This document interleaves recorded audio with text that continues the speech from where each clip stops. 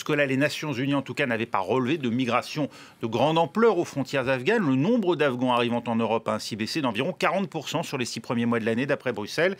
Mais les événements de ces derniers jours pourraient bien marquer une nette reprise via l'Iran, comme vous venez de le dire, Bruno. Des Afghans tentent ensuite de traverser la frontière turque. Là, le pouvoir d'Erdogan a érigé un mur pour éviter les passages. Certains parviennent malgré tout à le franchir. Écoutez les témoignages d'Afghans à leur arrivée en Turquie. Nous sommes venus par nécessité. Les talibans ont attaqué notre pays et maintenant ils le contrôlent. Nous espérons que le gouvernement turc nous acceptera. Et on est en direct avec la correspondante du journal La Croix Istanbul, Céline Pierre-Magnani, bonjour. Bonjour. On s'inquiète en Turquie d'une possible vague migratoire. Oui, en effet, Erdogan a déclaré lui-même ce dimanche être confronté à une nouvelle vague migratoire depuis l'Afghanistan.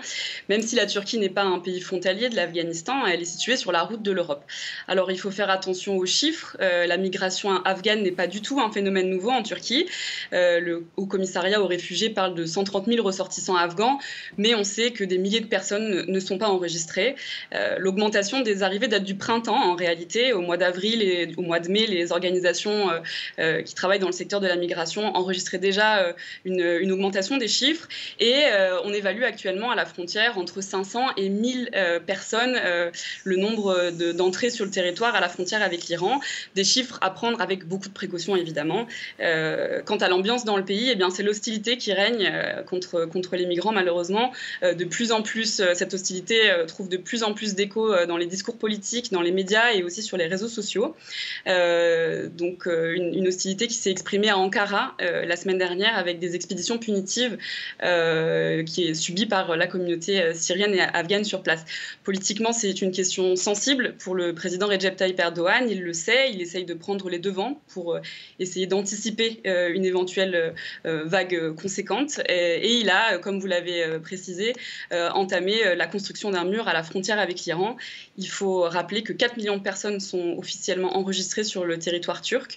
La Turquie est donc le pays du monde qui accueille officiellement le plus de demandeurs d'asile. Et la Turquie qui d'ailleurs n'est pas nécessairement hostile aux talibans. Alors, la Turquie essaye de jouer sur les deux tableaux. Elle est membre de l'OTAN, alliée des États-Unis donc, et on aurait pu s'attendre à ce qu'elle s'aligne sur la position de l'administration Biden.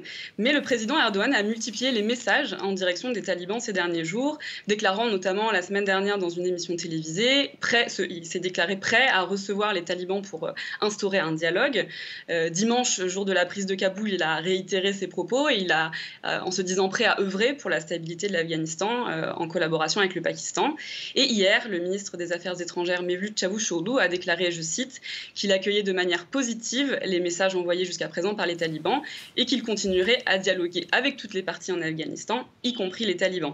Alors, à l'heure où toutes les chancelleries se positionnent sur la question, c'est un message fort qui est envoyé par la Turquie, mais plutôt cohérent avec la ligne tenue ces derniers mois, puisqu'on a pu le voir en Libye, en Syrie, en Méditerranée orientale ou dans le Caucase.